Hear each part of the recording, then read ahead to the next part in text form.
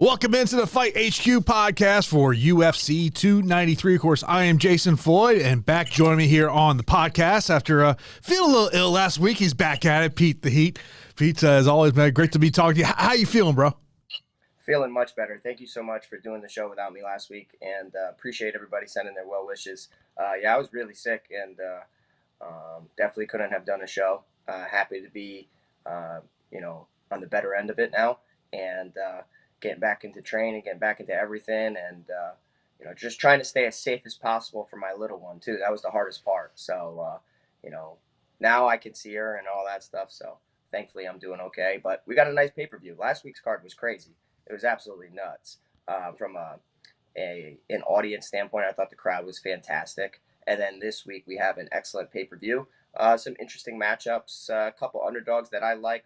I want to bounce ideas off your head and see where you're at. But yeah, happy to be here, man. Happy to be here. And as you can see, rocking the Fight HQ merch that if you ordered it, it's on its way. So thank you so much for the support. Of course, we got that link below in the show notes if you want to get the merch. Also, we'll have a DraftKings contest. I'll get that contest up here later on today. And, of course, last week, if you did not have Benoit Saint-Denis, you couldn't take down any tournaments. As going out there and getting 149 points to Rogan in 2 rounds, getting 114 points with 110 significant strikes that he landed in there. So hopefully everyone was able to cash last week. And, of course, we're here to help you guide you through how to cash for UFC 293. And Pete, as we get in the game theory, I mean, I've got my spreadsheet up here, and I'm going crazy with the color coding last night. I'm in front of Excel, and I've got different things that I've kind of highlighted here. And, I think the thing that really stuck out to me is, you've got some fights that I feel like there's multiple fights this week that are boom bust fights. Co-main event, a boom bust fight. I understand why people are going to want to get to Tuivasa, and looking at projected ownership right now on him, that it's an intriguing number, because if Tuivasa goes out there and gets the win, look, he's going to knock out Alexander Volkov.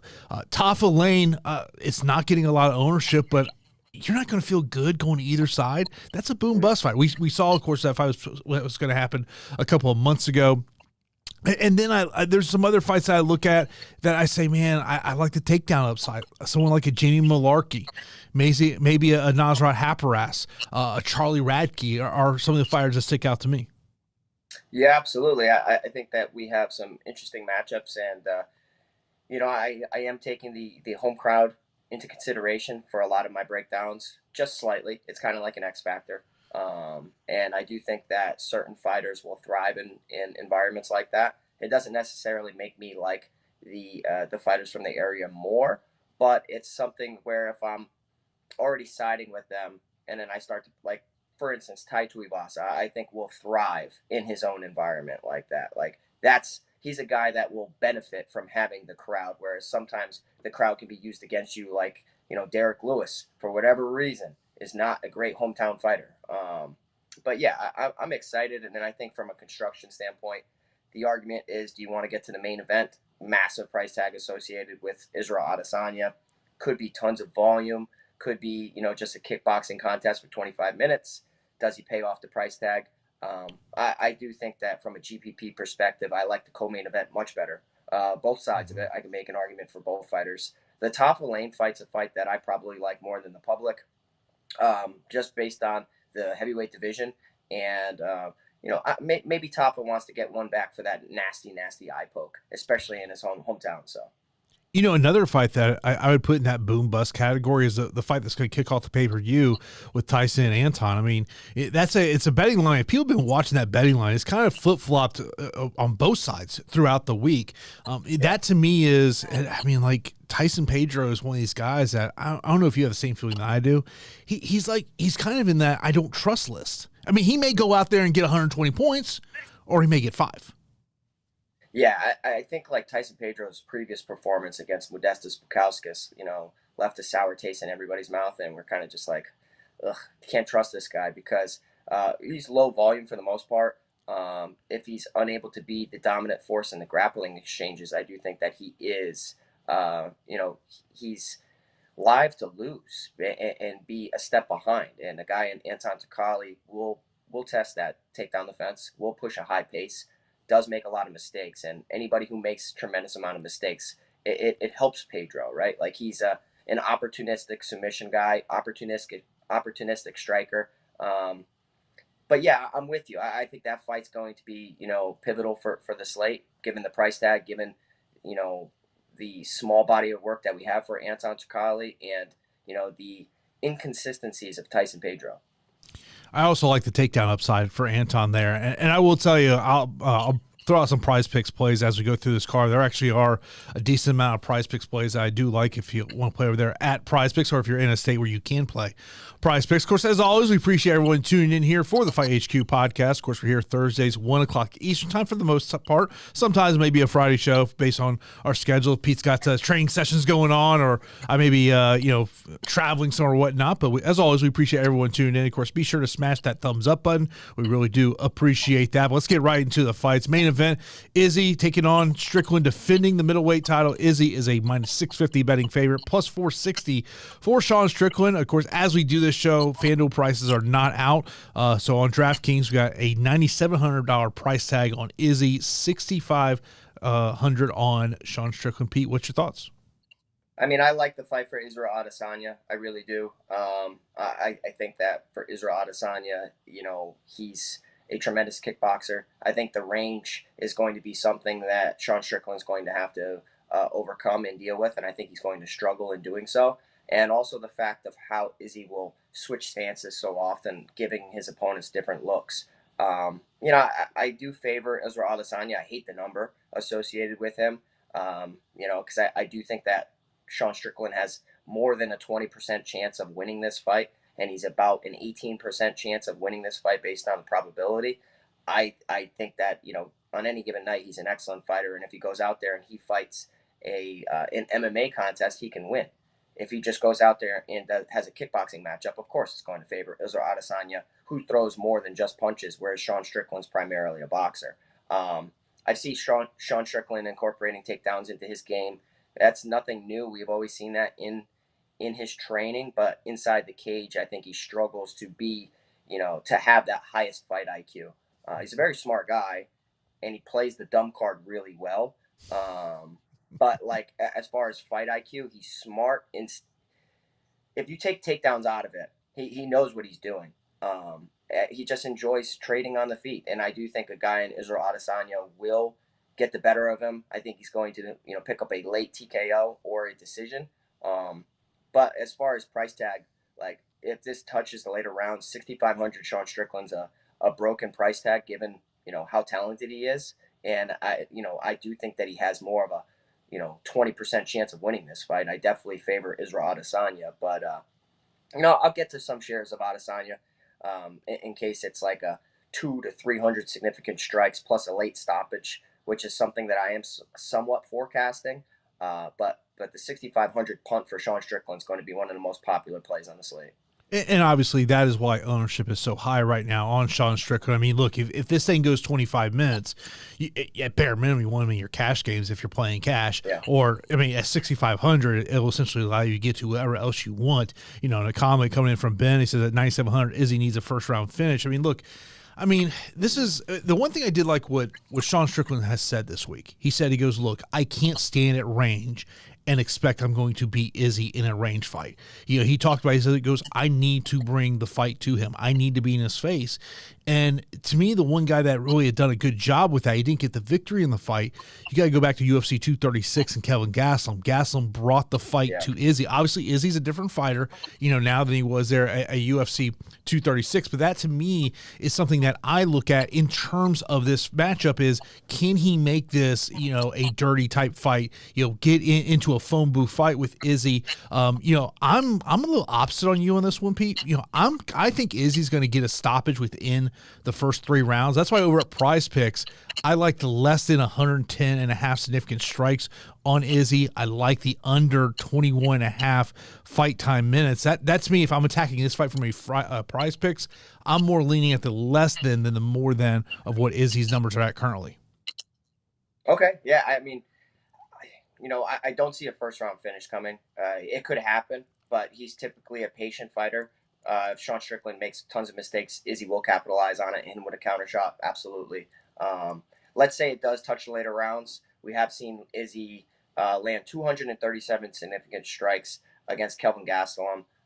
Actually, he threw 237. My fault. He only landed 109. So, like, we really haven't seen him land 200 plus significant strikes.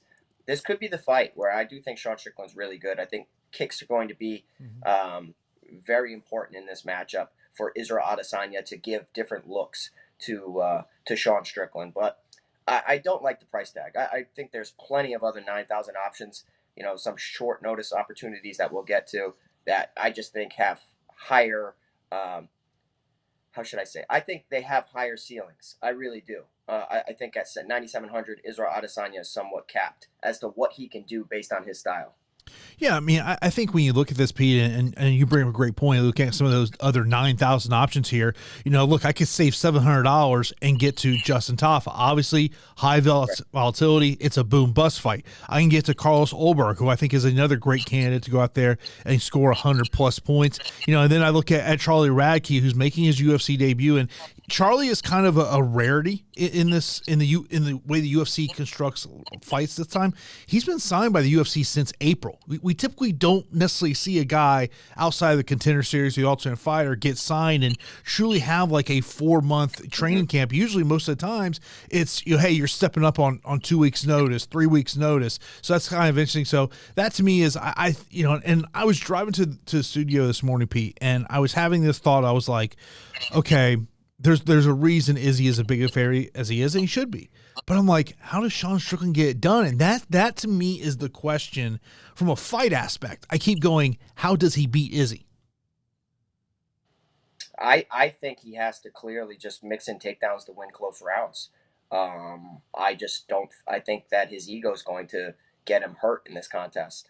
But like I said, I hate the odds because I really feel like Izzy shouldn't be that crazy. Like, that's crazy. He is one of the most special middleweights we've ever seen, if not the best. I still have Anderson Silva as that guy. But like, I don't know. I think he's going to style on Sean Strickland for majority of the fight until he possibly hurts him enough and gets him out of there. So I get it, but it's just if you told me Sean Strickland's shooting 5+ takedowns, 10+ takedowns, I think he wins the fight. I really do. We saw what Jan Blachowicz was able to do to Israel Adesanya. Granted, massive size difference in that. But I do think that Sean Strickland possesses well-rounded skills to go there and test the ground game of Israel Adesanya. I will tell you, looking at the props on this fight, Pete, crazy prop. Not saying he's going to win this way. Izzy wins via submission 16-1. Yeah. I mean, I'm not on that. I just don't. I think Sean Strickland's got too good of a ground game to do that. I'm more of a wrestler than a jiu-jitsu guy, but I'm. It's crazy. I've dabbled on Izzy picking up his first submission, and it just hasn't worked out. So I don't think it's going to be the matchup to do it. And that to me is obviously, if you're Eric Nixick, part of this game plan has had to be about utilizing the grappling. And as he said earlier this week, that's something that he fully expects. He fully expects that there is going to be, the wrestling is going to come. So we'll see what happens there. Now let's move over to the co-main event heavyweight matchup. Alexander Volkov taking on Tuivasa. Volkov is a -250 betting favorite, plus 205 for Tuivasa. Tuivasa is 7,400 on DK, and Volkov is 8,800. And the thing that stuck out to me, and this is one of the fights that I color-coded. I color-coded for two different reasons. One reason being is I think from a GPP aspect, this is a fight that you have to prioritize on both sides. Now, I expect Volkov to get the victory here, and I think his front kicks are actually going to be a big key attacking the body of Tuivasa. But to me, it's also, I like the leverage here in Tuivasa because, Pete, we both know if he goes out there and gets the victory, he's going to knock out Alexander Volkov. Yeah, I really like this matchup, and I do think that the matchup is great for DFS. You have Volkov with some of the best KO lines on the entire slate, and priced at only 8,800 gives you a guy with tremendous finish potential. In a similar stylistic matchup to Ciryl Gane when he fought Tai Tuivasa, where Ciryl Gane really utilized a lot of front kicks to the body or liver kicks. And with that stabbing to the body started to really hurt Tai Tuivasa, and it was a culmination of multiple kicks to the body, which I thought an eventual head kick was coming, but it didn't. Alexander Volkov has excellent karate, and Volkov can clearly kickbox with the best. I will tell you though that I actually am being a little contrarian with this. I love the fight, so that means I'll get to Volkov a lot. But I am getting aggressive with Tai Tuivasa. I actually think that he knocks out Alexander Volkov. And hear me out. Reason being is there were moments leading up into that KO loss to Ciryl Gane when he was able to close the gap. He's parrying front kicks and blocking and checking round kicks. His range is better than what a lot of people are giving him credit for. And then when he's closing the gap, he's putting together excellent hand combinations. And, and then he ended up dropping Ciryl Gane. And it's not like, oh, he dropped Ciryl Gane, I'm picking him against Volkov. I do think that Volkov is susceptible of getting knocked out by hooks. Hooks and uppercuts is a tall guy's nightmare, especially when you're in close. And, we've seen Volkov get dropped numerous times. Obviously, you can think of the Derek Lewis fight when he was completely butchering Lewis from the outside, and then Lewis just kind of pulled that Hail Mary out. That is Derek Lewis, but I do think that Tai Tuivasa closing the gap, he can kick pretty well too. He's got heavy low kicks. I actually am picking Tai Tuivasa to upset Alexander Volkov and win via KO. I totally get it either way. I think the best way to bet this is fight ends via KO. I don't think it goes 15 minutes. I don't think that there's any submission attempts. I don't think there's any takedowns. Both are going to be willing to engage on the feet. And the home environment, I know Tai Tuivasa just got knocked out against Sergey Pavlovich, big power guy who has better hands than him. Ciryl Gane had his moments, was landing decently well, was doing well for himself until the third round. I'm picking Tai Tuivasa to knock out Alexander Volkov and do a shoey. Yeah, I was just looking over at the prop bets on this one. Kind of interesting. Tuivasa wins by TKO KO plus 300, but you take Tuivasa inside the distance plus 275, or maybe if you wanted to take that Volkov via decision plus 330, Tuivasa via decision is plus 1,000. Obviously, Tuivasa is going to have to overcome the reach disadvantage that he has in this matchup at 6 inches. My concern is that Alexander Volkov really attacks the body of Todd Tuivasa, wears him down, ultimately gets a TKO finish. But this is a fight where I think you have to prioritize no matter whether you're playing one lineup, 5 lineups, 10, 20, 50, 150 lineups. To me, this is a fight that you have to prioritize just because I think the potential of a high finish rate. And I was just looking up here, let's just say you want to do a building blocks of Sean Strickland and Todd Tuivasa to start your lineup, whether we're talking GPP or cash. Your average remaining per player, $9,025. So at that point, you can essentially get whoever you want, Pete. Yeah, you can. And that's why I always say prioritize main event and co-main event underdogs. It allows you to create a unique build, but also just have a ton of salary to get to some of these high favorites, because people are favorites for a reason. Do I think that in most circumstances Volkov outclasses Tai Tuivasa? Yes, but I do think that timing is everything. And Tai Tuivasa has made some changes in his training as well. I think that he's going to be a little more, I don't know, he's always powerful, but I just think that he's going to be able to close the gap better than what most people are thinking. And if there's any lazy kicks, Tai Tuivasa is going to throw something big down the middle. So fight to end via KO, TKO makes a ton of sense. One of my favorite fights on the slate, if not the favorite. I can't wait to watch it. And Volkov's last 3 fights have all ended in the first round. Win against Romanov, win against Rosenstruck, loss against Aspinall, and getting 95 points against Rosenstruck, 99 points against Alexander Romanov. Over on Prize Picks, I don't really love this fight on Prize Picks just because I could really see it going either way. Significant strikes for Volkov, 31.5. At one point it was 27.5, so people really hit that number. Fight time is 6.5, and then the fantasy score for Volkov is 105. 45.5. It's just, I think there's better options over on Prize Picks this week, so it's not really a fight that I'm going to prioritize over on Prize Pick. Next up, we got a matchup between Manel Kape and Felipe dos Santos. Manel Kape is a minus 400 betting favorite, plus 310 for Felipe dos Santos. Of course, making his UFC debut, is supposed to be on the Contender Series, had two different opponents. The first opponent ended up getting signed to the UFC. Second opponent doesn't make weight.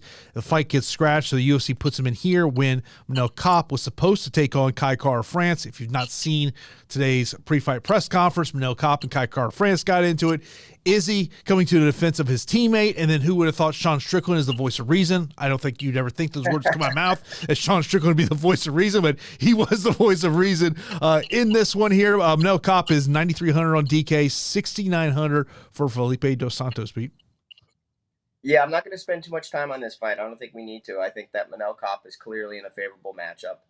Felipe dos Santos stepped up on short notice to fill in for Kai Kara-France, who suffered a concussion, as you mentioned. I think that the matchup between Kai Kara-France and Manel Kape would have been a banger, and it would have been one where you could make an argument for both guys. But clearly in this situation, I think that a guy in Dos Santos gets hit way too much for my liking, is aggressive, and his aggression will be, the reason for his downfall in this matchup, because Manel Kape can outstrike, he can counter you, he can be offensive and aggressive. I think he's going to look to go out there and make a statement on, against poor Dos Santos. Dos Santos is talented, very talented, but he's young. And I do think that his inexperience is going to get the best of him here against Manel Kape. There's no reason why I'm going to get away from Manel Kape this weekend, other than his patience, right? His patience sometimes doesn't lead to the best DFS score. But when he does smell blood in the water, he has a great killer's instinct. Okay, he's very good at finding finishes for a lighter weight class fighter. It's just up until that point, he's taking his time, he's feeling them out, he's getting a read on their timing. But yeah, I love Manel Kape here, and I think that he's one of the best spend up plays. You're getting a 9,000 fighter with massive finish potential. And then you boost the pace of the fight given the weight class. It just seems like a no-brainer. I like Manel Kape. He might be my favorite 9,000 option out there. Yeah, and looking over Prize Picks, there is one prop on Prize Picks that I do like. I do like the less than 10 fight time minutes here from Manel Kape. It wouldn't shock me if he gets this done in 5. We've seen, in two of his 3 recent victories have come in the first round, so that's where something I do like there. So I would go less than 10-minute fight time on Manel Kape. Next up, we got a heavyweight matchup, and this is low-level UFC heavyweight, folks. Justin Tafa and Austen Lane. Of course, they fought there at the ABC card in Jacksonville. Ends due to an eye poke there, just 29 seconds into the opening round. And Justin Tafa is a minus 220 betting favorite, plus 180 for Lane. Tafa is 9,000 on DK. Lane is 7,200. And, Pete, you're not going to feel good on either side of this equation. I mean, I feel like someone's going to get knocked out. Someone's probably getting knocked out inside the first round. The winner of this matchup likely is going to have 100 points, but this has got boom bust written all over it. Yeah, it does. And I really like Tafa here. I think that Tafa's in a great spot to pick up a knockout in front of the hometown crowd. I think that, he's very, very powerful. And early on in their previous encounter, you saw that Lane was pushing the pace. He threw 2 really, really heavy body kicks, and those heavy body kicks got the attention of Tafa. Tafa was kind of dipping his head and throwing counter shots over the top. I think that he has to be careful about getting hit with a head kick, of course, or a knee up the middle. Lane's very talented and is going to be one of my most heavily exposed underdogs because of the volatility within the division, because of the volatility of the matchup as well, because Tafa's a guy that I think will get exposed one way or another. You don't lose to Jared Vandera, and then, it's going to happen again. It's going to rear its ugly head. And I do think that this is a matchup where Lane's chin's going to get tested, and it hasn't checked out in the past. He's been knocked out 3 times, and I do think a guy who's so talented at finding the chin in Tafa is going to do so. So at 9,000, I'm picking Justin Tafa. In the previous encounter, I was hoping Lane was going to go to the takedown well, and that's something I think that he could look to do. But given we're in Australia, I am not going to be backing Lane here. I'm going to be backing Justin Tafa to get a knockout. And at 9,000, he might be second on my list of favorite 9,000 options to get to. Yeah, when I look at the thing that's always scary about Austen Lane is some of the level of competition that he fought on the regional scene, just not the greatest. I mean, Juan Adams obviously is his most notable victory on the regional scene, but to me, I prefer to go to Justin Tafa. And look, if you're going to take a Tuivasa or Sean Strickland, getting to Tafa at 9,000 is going to make sense. I would say this, I would rather even though I think Izzy's going to win the main event, just looking at it from a roster construction aspect, I wouldn't mind just saving the $700, getting to Justin Tafa and kind of feeling that he's going to get likely a first round finish here. But, and right now, I'll be honest with you, when I looked at ownership projections, I was like, if it's that low, I want to get to more of this fight than I even thought I would get to. Right, exactly. And that's my thinking too, is I just think that, heavyweight matchups in general shouldn't go under 20%. They just shouldn't. You should always be getting to more of it because of the volatility and because of how there's usually early finishes. Gas Fest heavyweight contests happen, but it's not one that I'm projecting to happen this weekend. I'm projecting Tafa to get I'm going to go with a first round KO. Yeah, that's kind of what I see here as well. Their opening fight of the night is Pete's favorite fight of the week. That is the 8,200, 8,000 fight. And this is a betting line that's kind of going up and down all week. You got Tyson taking on Anton. Tyson is the 8,000 fighter. Anton is at 8,200. Tyson's minus 105, minus 115 for Anton. And this is one, and as I look at my Excel spreadsheet here, Pete, I have highlighted Anton just because I think he should be getting much more ownership than he's currently projected at. Yeah, I'm with you. I like both sides of the fight. You have Anton, the guy who's going to push a tremendous pace. I think that his previous matchup against Petrino is something where you can take some positives from. Petrino's pretty damn good, and they both landed a ton of takedowns, 5 takedowns, 7 takedowns.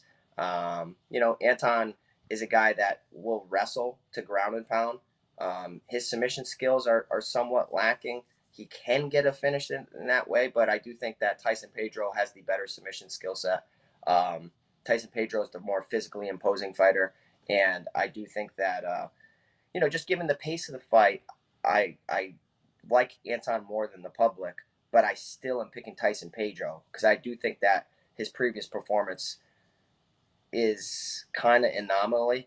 You know what I mean? It's somewhat of an anomaly. I don't necessarily know if he's always going to be getting outstruck on the feet. I think that if it's on the feet, he's going to land a heavy, heavy shot against Anton. And then if there is any grappling exchanges, we've seen Anton get taken down plenty of times. And I think Pedro on top is a very, very heavy, heavy fighter. So give me Tyson Pedro at 8,000. Again, you'll notice I'm slightly leaning towards the hometown guys. It's not the root of my decision making. It's not the root of why I'm picking them, but at 8,000, I need a slight underdog to come through, and I think that Tyson Pedro, this could be somewhat of a buy low spot on him, and I think that he's going to show out. Yeah, I mean, it's one of those things that I look at him, and it's just, to me, it's just kind of that concern that I have. Just in, we look at since returning after that 4-year layoff, his wins are against Harry Hunsucker and Ike Villanueva. So to me, that's what concerns me about him is just, kind of looking at this and saying, okay, what is he going to be able to do? That to me is the concerning aspect of this matchup. That's where I just look at and say, if you look at his best wins in the UFC, you got to go back to 2016 against Khalil Roundtree and Paul Craig. That to me is when he had his most notable win. So that's kind of where I'm looking at here. I think it's, once again, I think this is a fight that you have to prioritize. You have to sit there and get to both of these guys. And, I think I'll probably get to Anton a little bit more than I get to Tyson. But, and the reason I say that is that's more about the ownership aspect of it. I do think that there's a leverage spot here coming up for Anton. Next up is your featured preliminary bout. You got Ulberg taking on Dong Woo Jung. Used to be Don Un. Now we Don Woo. He is 7,000. Carlos Ulberg 9,200 here. And this is another one, Pete, that I look at Ulberg here and I like the high probability of a knockout here. Yeah, I like the high probability of a knockout. I also think that the more well-rounded guy is clearly Woon Jung. Because we haven't necessarily seen Carlos Ulberg showcase anything in the ground game. He doesn't need to. That's not his game. He's an excellent stand-up fighter, a guy that can pick up a knockout. And when you've been knocked out against Dustin Jacoby, now you're going up against Carlos Ulberg. I think that Carlos Ulberg cracks a little bit heavier than Dustin Jacoby, who did pick up a knockout over Woon Jung. Styles make fights, and Woon Jung is a guy that I was pretty solid. Like I thought that he was a pretty solid guy for the light heavyweight division. But yeah, I'm going to be siding with Carlos Ulberg here. I think that Carlos Ulberg's going to pick up a second or third round KO. He's very patient, as you saw in the Fabio Charant fight, super patient. But he's been on a first round KO streak against Tafan and Chukwi, Nikolai, Ihor Puteria. So like he's looked better than ever, and in front of the hometown crowd, I think that he's going to style on Woon Jung. But yeah, it's just an argument. Does it happen in the first, second, or third? I'm leaning towards the second or the third. But yeah, Carlos Ulberg's a fantastic play here at 9,200. Yeah, I'm leaning to late first round, early second round for him to get the stoppage here. That's why over on Prize Picks, I do like the less than 50.5 significant strikes. I would imagine that number's probably going to get under 50.5, but that is the number I do like over at Prize Picks. His fantasy score, 115.5. I mean, I just would rather go to that significant strike play to less than 50.5. Next up, we got a matchup between Jack Jenkins and Chepe Mariscal. Chepe Mariscal is 7,500, 8,700 for Jack Jenkins. Jenkins is minus 210 on the betting lines, plus 170 for Chepe. Of course, we saw Chepe come into the UFC, finally getting into the UFC earlier this year, getting that win against Trevor Peek. I know there's people out there that thought maybe Trevor Peek should have got the decision there, but is Chepe one of the other underdogs that you got your eye on? I think he's a good underdog to target, right? And it's clearly because of the wrestling skills. And we've seen Jack Jenkins get controlled against the cage, and he can get taken down. He will defend good takedowns. So like he's an underdog on boosting. He's not an underdog on picking. I do think the calf kicks of Jack Jenkins, the overall takedown defense will come through for Jack Jenkins, and I do think that he's going to go out there and pick up a KO or TKO over Chepe Mariscal, who has been finished in the past, but. Chepe, he came through for us against Trevor Peek and made us look really smart when the whole industry really liked Trevor Peek for whatever reason. But yeah, I think that he's a fantastic, skilled fighter. And whenever you put the skills on, you put the skills forward, I'm always going to pick underdogs that actually have skills in certain areas. It sounds obvious, but a lot of times, like, you'll have a 7,200 fighter who has fantastic skills that is just getting no love on any given night. I know how this game is, and you know how this game is. Any given night, these fighters can have a bad night or overperform, and it's a situation where I am going to be picking Jack Jenkins, but Chepe is a very, very popular and solid underdog to target. Yeah, as I look over at the Prize Picks on this one, the one that sticks out to me is the significant strike number on Jack Jenkins, which is 58.5. I do like going more than 58 in this matchup, and the reason that I want to go more than 58.5 on this one is just because I do like the fact that I think this thing is going to go 3 rounds, and we'll see if that happens, or not. It's something that I do think is going to happen there. So to me, I want to go with the more than 58.5 significant strike prop there on Jack Jenkins. So, in terms of developing GPP lineups, I think Chepe is one of those guys that you do have to kind of consider in terms of putting him back in there. Let's move over to our next matchup. It's going to be Jamie Mullarkey taking on John Makdessi. Jamie Mullarkey is a minus 260 betting favorite, plus 175 for John Makdessi. Mullarkey is 8,900 on DK, 7,300 for John Makdessi. And I was looking into John Makdessi here before we started the show here today, looking at some stats on him. And the one thing that sticks out to me is, Pete, you got to go back to 2015 for Makdessi's last time he won a fight via knockout. Yeah, I mean, Makdessi's been in the game for a really long time. And Makdessi's been in the game so long that you can make an argument for him to pull off this bout. You really can. But I am just not. I don't know. I think that 5 times undefeated, And I do think that Jamie Mullarkey has tremendous takedown upside. Makdessi can win a kickboxing fight against Mullarkey all day long. But I don't think it's going to just be a kickboxing matchup. I think that Mullarkey is going to blend takedowns and close rounds. Could lead to more takedowns. Makdessi's a proven vet, 11-8, whereas Mullarkey's 4-4 in the UFC. I like Mullarkey here a lot as a slight discounted favorite at 8,900, who has tremendous takedown potential. And anytime that you've lost via KO as many times as Jamie Mullarkey has, Muhammad Naimov, Jalen Turner, I think you're going to go back to the takedown well, win those rounds, be dominant, control the fight. On the feet, kickboxing fight, Makdessi will have moments. So limit those moments by getting takedowns. So I think that Jamie Mullarkey is a pretty safe play this week. I'm not going to be picking Makdessi. That would be just kind of recency bias for me wanting to get behind Makdessi because of the Jamie Mullarkey chin fade. I'm not doing it. I think that 8,900 Mullarkey is a fantastic fighter.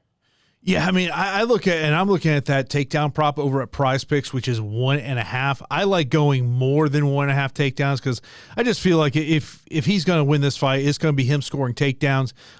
We've hoped that in some other fights too, but we'll see what happens here. But I do like Jamie Mullarkey there on Prize Picks. He more than 1.5 takedowns over there. Next up, we got one of our highest price salaries. That's Nasrat Haqparast taking on Landon Quinones. Quinones, the Ultimate Fighter veteran, stepping up here. Haqparast is 9,500. DK Quinones is 6,700. Haqparast is a minus 475 betting favorite, plus 360 for Landon here. Pete, what's your thoughts?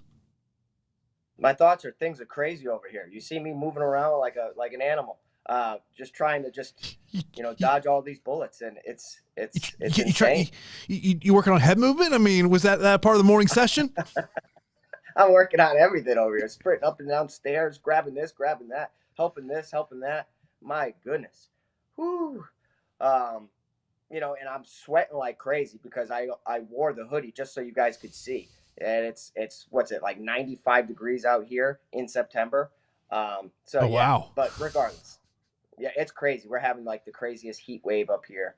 But yeah, as far as this matchup for Landon Quinones against Nasrat Haqparast, it's a very difficult fight, right? Like Manel Kape is in a very, very favorable matchup. Same with Nasrat Haqparast. And it's mainly because you're the vet and you have a wealth of experience. And we've already seen Landon Quinones struggle on the Ultimate Fighter against a vet. Okay. And now you're going up against a more dangerous and a younger vet in Nasrat Haqparast, who is the same age as Landon or close to it, and now has 10 UFC fights. So you've got a guy with dynamite in his hands who has showcased his wrestling and his grappling as of late.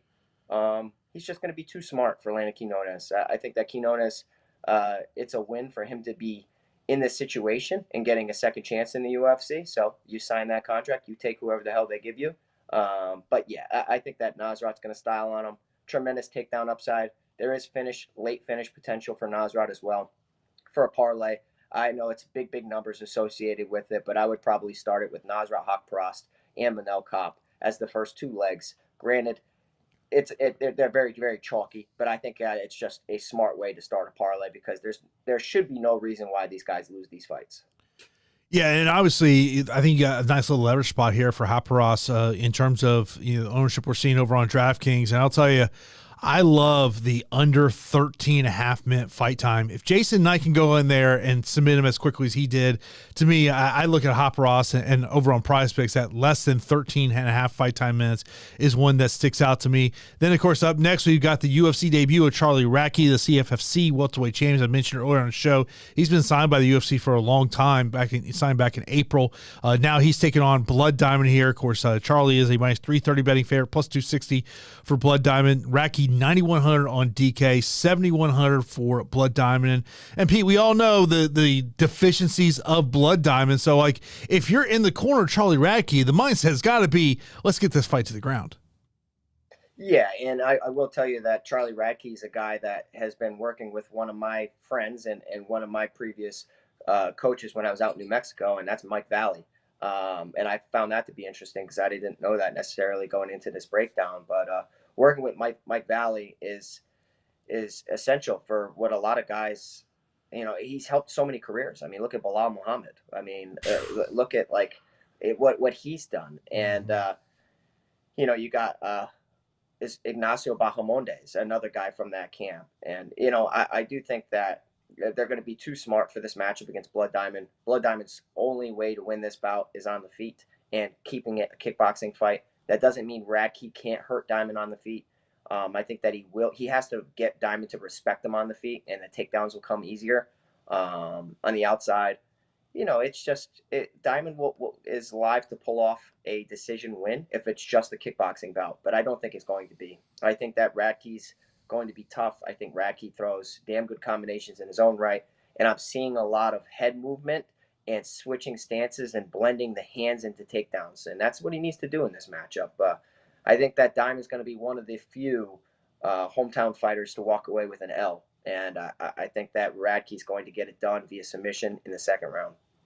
Yeah, I'm with you on that one. And, don't really love anything over on Prize Picks. If I was going to play anything, I might look at the less than 10-minute fight time, but I just think there's some better lines out there on Prize Picks when you're looking to play over there. Next up, we got Shane Young taking on Gabriel Miranda. Shane Young is a minus 170 betting fair, plus 145 for Gabriel Miranda.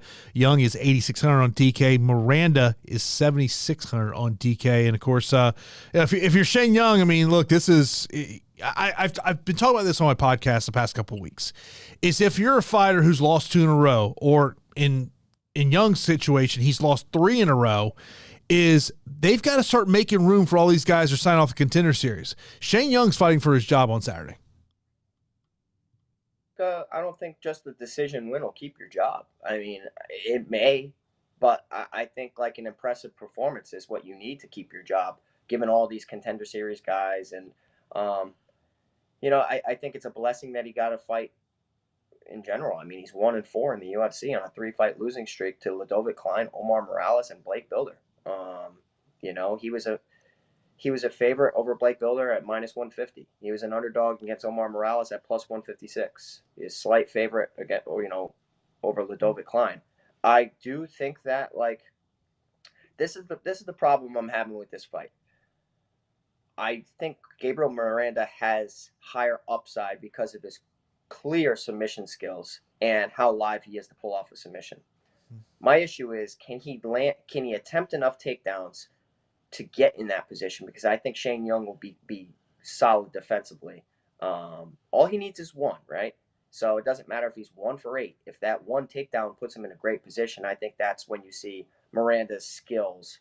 And there's going to be a large disparity of skills in the jiu-jitsu realm between Young and Miranda. It's just, for 15 minutes, the longer this fight goes, the more I think that it's going to favor Shane Young because of his experience. He is 1-4 in the UFC, but it is against some top-tier competition. And then as the fight goes on, I think Miranda's going to get gassed a little bit and be unable to get, the takedowns. So I love the high upside of Gabriel Miranda. So he's one of my underdogs on the slate that I circled because of the struggles of Shane Young. This could be tremendous pressure for him to come out here and get a win. He could thrive off the crowd. I don't know how he's going to do. Whereas other fighters, I have a better read, or at least I feel like I do.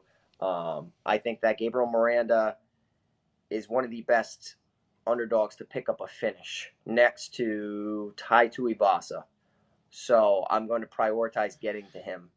But I think the pick is still going to be Shane Young to win via decision.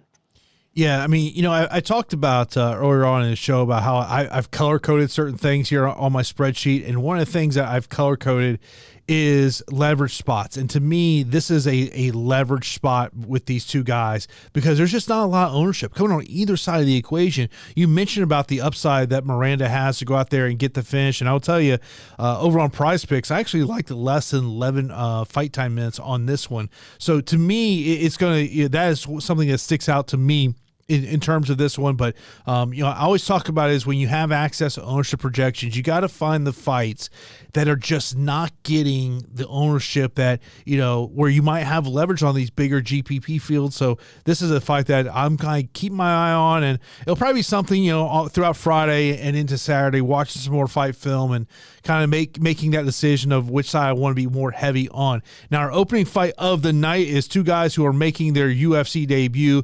Crosby taking on on Kevin. Kevin is a favorite, -155. Crosby +130, 8,400 for Kevin. Kiefer is 7,800. Of course, you may know the name Kiefer Crosby. He was in Bellator, was only 4-3 in Bellator. So I think that's going to kind of look at some people and say, do you want to get there? So what's your thoughts, Pete? My thoughts are there shouldn't be a lot of trust on either side. They are both, debuting fighters, so you don't know how either one of them are going to respond. Obviously, you have Kevin Doucette out of City Kickboxing and Kiefer Crosby out of SBG, I believe. But we have Kiefer Crosby in an underdog situation where when he wins, he lands tons of hands and he's very, very aggressive. When he loses, he eats shots and gets rocked himself, and then he gets put in bad positions. He's lost to a few fighters in Bellator there. I kind of scratch my head at. Earlier on in his career was more of a lightweight, whereas Kevin Doucette is a previous fighter for middleweight and found a groove within the welterweight division. So I think that clearly Kevin Doucette will be the bigger guy. In the clinch, the tight hooks of Kiefer Crosby could touch up Kevin Doucette, who's been hurt on the feet. So yeah, like I'm not like making a crazy stand on this fight because of they're both making their, it's first fight of the night, number one, and first fight of the night screws 90% of people's lineups. And then you have two debuting fighters a part of the first fight of the night. So like I would treat it aggressively on both sides. Kevin Doucette clearly has the takedown potential in this matchup. He hits a lot of nice judoka sweeps and takedowns. He sets up Haragoshis well. He reaps the leg, and he will attempt takedowns. So I do think that there is some takedown city potential here at 8,400. I can see a world where Crosby hurts Kevin Doucette on the feet. I can see a world where Kevin Doucette takes down Crosby multiple times en route to a late finish. So I think that the under 2.5 is probably going to hit. I'm going to be leaning with Kevin Doucette as the bigger guy who can get takedowns. But, I'm not planting my flag on either one. I'll be pretty aggressive with both of them. Yeah, I get you in terms of that. Let's get into our straight up 5 picks before we get into listener questions. Main event, give me and still Izzy. Co-main event, I'm going to go Volkov. Tuivasa, baby. So there's our first. I'm trying to color code when we are not exactly on the same page. We'll see in terms of our straight up 5 picks here. I think Manel Kape should walk away with a victory. Manel Kape. Justin Tafa for me. Tafa. I would go Anton. Pedro. All right, so we got two different picks here so far. Give me Ulberg. I'm going to go Jenkins. Don't feel great about it, though. Okay, I'm going Jenkins as well. Mullarkey. Haqparast. Radtke. Give me Miranda. So I said the safe pick is Jung. Well, it's not safe, but the decision pick is Jung. What do I do? I'm going to go Jung, but Miranda is one of my favorite underdogs. And then give me the favorite, Kevin Doucette. Yeah, Doucette for me as well. Mention, I guess, some questions we got in from Discord. If you got any questions, line those up in the chat right now. First one is fading the main event a good play this weekend? I can go either way on this one, Pete. I think it's viable. But I'm not thinking he's getting a first or second round KO like most people are. Yeah. I mean, the thing is, paying off a $9,700 price tag, unless you like a lot of underdogs on this card, that to me, it becomes a roster constructing situation. But as I think about cash games, in a cash game lineup, it's going to be hard for me not to just put Sean Strickland in there. Because if I can get 20 minutes of fighting, 25 minutes of fighting, and you expect the fight's going to play out on the feet, Sean Strickland's going to give me a nice floor. Yeah. Yeah, no, I get it.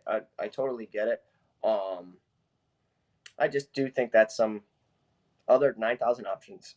If there weren't last minute opponents and there weren't such a gap in some of these skills, I would probably be like, yeah, you start with your, what are the best pound for pound athletes on the entire world, and then you round out your lineup later. Given the price tag and everything, and some 9,000 options that I've circled, I'm just gonna say I'll be a little underweight to how I normally am. When I look at next up, value plays underneath AK, right? The first one pops in mind, Tuivasa. It's a boom bust play, but he's one that sticks out to me. Austen Lane, another boom plus play at 7,200. Other fighters underneath 8,000, Chepe Mariscal. And then the other one I would mention would be Gabriel Miranda.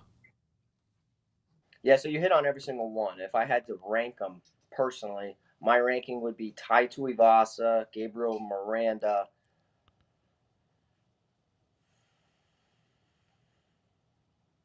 Chepe Mariscal, Austen Lane, if I had to rank those four. But I'm in agreement with you. Those are the four that I'm prioritizing.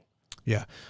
Do Tuivasa's two recent knockouts concern you long-term for him being able to eat big shots, or is he far enough removed from them?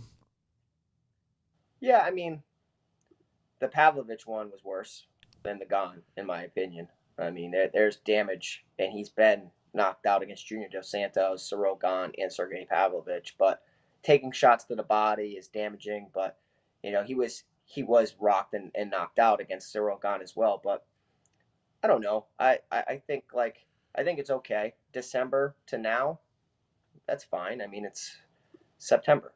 I think that he did it the right way. We've seen plenty of fighters try to hop in there, like Jared Gordon, for instance, is a guy who got hit with an illegal blow against Bobby Green, unintentional, the headbutt, and then a couple weeks later was trying to get on a card and did get on a card. So I do like what Tuivasa has done to take some time, and timing's everything. I mean, of course, getting knocked out isn't good, and every time you get knocked out, it's much easier to happen again and again. But I don't hate the timing. Let's next up, best leverage play. There's a couple leverage plays on this card as I look at ownership. Gabriel Miranda definitely sticks out to me. I think you could also put Shane Jung in a leverage spot. Then I think you're looking at guys like Anton, Austen, and Tuivasa as leverage plays. Mm-hmm. Yep, 100%. I'm with you. Best takedown upside. I look at Jamie Mullarkey. And Radtke, I think, would be the other one, just because it's more based on the matchup. Yeah, I think it's clearly Radtke 1, Mullarkey 2, Gisette 3, Turkalj 4, Chepe 5. Like, if I had that, you know what I mean? Like, those are all guys that have wrestling skills, or at least mix it in within their game. So those are the 5 that I would get to. And then the final question we got from this score was rank the 9K options, or 9K options this week are Radtke, Haqparast, Ulberg, Tafa, Kape, and Adesanya. I mean, Adesanya, like, I want to take this question of fantasy score upside. Okay, let's do it. So, I mean, I like Manel Kape's situation, Justin Tafa. I would probably go Manel Kape 1. Yeah, agreed. Tafa 2, Ulberg 3, Haqparast 4, Radtke 5, Izzy 6. All right, you ready? I don't hate that list at all. I think it's solid. I'm in agreement with some of them. Kape 1, Tafa 2, Radtke 3, Ulberg 4, Haqparast 5, Izzy 6. Crazy to say that, but I mean, like, all I care about is this fantasy score, and I do think that it could be a point here or there, but that's how I'm projecting it. Yeah, no, I mean, I like all the 9,000 options. I mean, to me, the issue with Izzy is more about what does the rest of my lineup look like. I mean, I feel like right. if you're hand building a lineup and you say, you know what, I'm starting with Izzy, I feel like you're naturally probably going to be looking at Tuivasa, Chepe, Miranda. I mean, I don't know if I'm going to love that roster construction of Izzy, even though he could very easily go out there and get you 120 points. 100%. I mean, when you spend up 9,700, the rest you're restrictive, right? It is restrictive, and it leads you to only a certain amount of builds and a certain type of build. And I'm not in love with the build either, so that's why I'm going to be pivoting, not fading, but pivoting to other fighters within that range. Just kind of recap what I like over Prize Picks. I like the less than 110.5 significant strikes on Izzy. I like the under 21.5 fight time minutes. I like the under 10 fight time minutes on Manel Kape. I like the under 50.5 significant strikes on Carlos Ulberg. I like the more than 58.5 significant strikes on Jack Jenkins. More than 1.5 takedowns on Mullarkey. Less than 13.5 fight time minutes on Haqparast. I like and also less than 11 fight time minutes on Shane Jung. And I talk about this every week. If you're playing over on Prize Picks, I prefer to play 2 and 3 player cards. I understand playing these 5 and 6, and you're really trying to make that big money. But to me, I'd rather go with the 2 or 3 because MMA, you know what? We say it all the time, Pete, you know. As much as we can break down the fights and feel really good about breaking down the fights, something crazy could always happen. I mean, you know, we were talking about this earlier on my show today, you know, of, you know, kind of where does Sean Strickland, if he pulls this off, where does it rank? I mean, do you rank it higher than biggest upsets of Michael Bisping coming in on a week notice and knocking out Luke Rockhold? Do you say it's a bigger upset than Amanda Nunes being defeated by Juliana Pena? Is it a bigger upset than Matt Serra defeating GSP? It will be up there in terms of biggest upsets in UFC title fight history. Yeah, I mean, it will because of the number, but I don't agree with the number to begin with. So, like, I think they screwed up with the number on Sean Strickland just because I think they're completely writing him off. He's skilled, man. The guy's good. The guy's really, really good. So I give him a 30% chance of winning the fight versus an 18% chance based on the probability of the current odds. Yeah, I think the question mark just from a daily fantasy aspect is, does this fight hit the 4th round? If it hits the 4th round, I don't know how you don't put Sean Strickland in your at bare minimum your cash lineups. Yeah, I mean, at least unless he's getting hit like a complete punching bag, but we'll have to see. I'm excited, and you know, of course, thank you guys for joining us. We appreciate it. Hit that like button, subscribe to the channel. We're here every week for the UFC cards, and this is a good pay-per-view. I'm excited to see the team win some money in our Discord, which is free to join. And I always love seeing those screenshots. It makes us feel good. And I actually do know the main event next week already. I do know the main event next week. Who is it? Grasso and Shevchenko, the rematch. Oh. You also got your boy Jack Della Maddalena taking on Kevin Holland as a part of that card. Bad fight for Kevin Holland. Goodness gracious. It's just weird to me that they did not put Jack Della Maddalena on this card. That to me is the weird aspect of it. You know, just because of it being down under. I do know that they wanted to have Jack Della Maddalena against Wonder Boy, but Wonder Boy turned it down. Ooh, really? Yeah. Damn. Yeah. Yeah, just looking at next week, Raul Rosas Jr. returns, see how he bounces back on that card. You got Luis Godinez is on that card as well. So, you know, that's I want to say they're fighting in front of fans in Vegas next week. I think that's at the T-Mobile Arena. Interesting.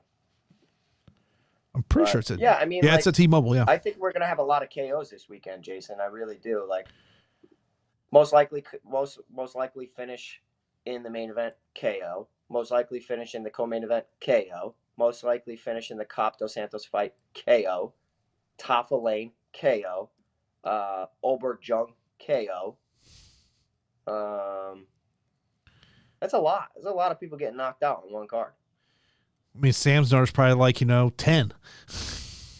I know, really. What do we got? We got 12. I think 8.5 would be a good number. Yeah, 12. Yeah. 7.5 is probably closer. Yeah, probably 7.5. Andrew asked how many dogs make the optimal. I say 2. No, 3. Slight underdog to Pedro. Yeah, I was thinking 2 to 3. That's how you got to, especially if you're hand building lineups, that's where you got to kind of take into equation. And of course, it's based on the type of contest you're playing into. I mean, if you're if you're playing in, the $25 entry and you're just throwing a single bullet in there, you got to be crazy. You gotta take some shots, because that's really the way that you're gonna be able to get up there, if you're gonna be able to take it down. And and if you take it down, you win that $200K. Put some money aside to pay the IRS. Yeah. You know what though? I'm excited, man. We had the show today that you guys tuned into live, and I'm scrambling and running up and down stairs and doing all sorts, but happy that you guys are here. And then we got football later on tonight. So kicking off the season with a pretty offensively entertaining. Oof. Ooh, give me that. There you go. There you go. Give me out of this 90-degree weather, man. There you go. But I'm excited, man. Yeah. It'll be a good weekend. Yeah, it'll be a great weekend. But, of course, as always, we appreciate everyone tuning in here for the Fight HQ podcast. Of course, if you ever miss the show, you can check it out on demand right here on YouTube. Of course, if you're not subscribed to the channel, be sure to do that. Hit that thumbs up button. Or if you want to check out the show on the podcasting platform, you check it out over on Apple Podcasts, also over there on Spotify. So that is going to do it for this edition of the Fight HQ podcast. And we will talk to you next week as we'll get you ready for Grasso Shevchenko 2.